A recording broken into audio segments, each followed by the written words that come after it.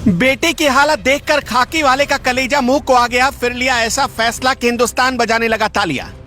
आखिरी सांसें ले रही बेटी के लिए वर्दी में आया संकट मोचक। महाकाल थाने के महाकाल भक्त ने हिंदुस्तान का दिल जीत लिया।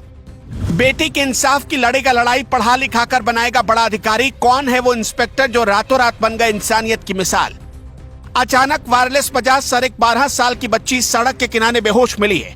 पूरी बॉडी खून से सनी है, उसकी सांसें चल रही थी। यह सुनकर महाकाल थाने के टीआई भागे भागे आए और जो उन्होंने देखा उसने उनका कलेजा चीर दिया। एक बेटी तो बेटी होती है, अपनी हो या फिर पराई। फिर एक पुलिस वाले ने मानव जीवन में वो मिसाल पेश की जो आज तक किसी ने ना ही सुनी होगी और ना ही कभी सुनने को मिलेगी। अजय वर्मा महाकाल थाने में इंस्पेक्टर पद पर तैनात हैं। जब उन्होंने 12 साल की बच्ची की हालत देखी तो वो समझ गए कि मामला क्या है। बच्ची को फौरन अस्पताल में एडमिट करवाया गया। बच्ची को होश तो आया लेकिन वो कुछ बोल नहीं पा रही थी। इधर पुलिस ने जांच तेज कर दी कि हुआ क्या था। तभी हैरान कर देने वाले फैक्ट्स उसके सामने आए। कुल 5 लोगों ने 25 सितंबर को सुबह 3 बजे से 5 बजे के बीच लड़की के जिस्म को नोच डाला था।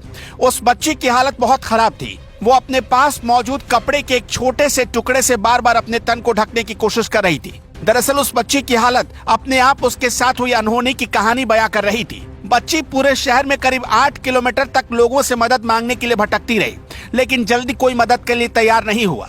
जांच के दौरान पुलिस ने बच्ची के भटकने के पूरे रूट को ट्रैक करना शुरू किया और इसी कड़ी में पुलिस को इस भयानक वारदात के सिलसिले में सबसे पहला क्लू तब मिला जब बच्ची सुबह करीब 4 से 5 बजे के बीच उज्जैन के जीवन खेड़ी इलाके में एक ऑटो रिक्शा में बैठती हुई नजर आई। पुलिस ने फौरन इस ऑटो रिक्शा ड्राइवर की पहचान की और उसे हिरासत में लिया। उस ऑटो रिक्शा की जांच करने पर पुलिस को उसमें खून के धब्बे नजर आए, जो इस वारदात में ऑटो वाले के शामिल होने का एक बड़ा सबूत था। यह ऑटो चालक 38 साल का राजेश था। पुलिस ने तब राजेश से पूछताछ शुरू की और पुलिस ने थोड़ा सा जब मामला टाइट किया तो राजेश ने सारी बात उगल दी।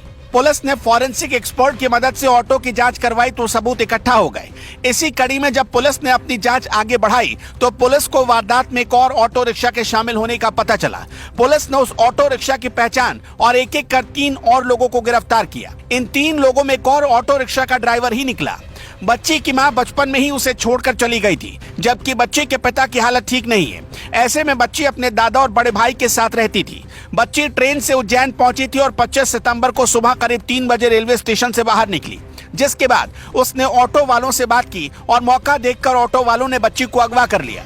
ये सब देखकर और सुनकर महाकाल थाने के थाना प्रभारी अजय वर्मा ने फौरन उज्जैन के एसपी से गुहार लगाई और कहा कि वो बच्ची को गोद लेना चाहते हैं। इस दौरान वो उसकी पढ़ाई लिखाई और परवरिश का पूरा खर्चा उठाएंगे। फिलहाल अजय वर्मा ने गोद लेने की कानूनी प्रक्रियाओं को पूरा करने की तैयारी भी शुरू कर दी। इस एक पहल ने साबित कर दिया कि पुलिस सिर्फ हंटर नहीं चलाती बल्कि पुलिस मानवता की मिसाल भी पेश कर सकती है। महाकाल थाने के थाना प्रभारी अजय वर्मा का कहना है कि पीड़ित बच्ची के कराहने की आवाज से मेरा मन द्रवित हो उठा। मैंने उसी समय संकल्प लिया कि इस बच्ची को संरक्षण प्रदान करूंगा।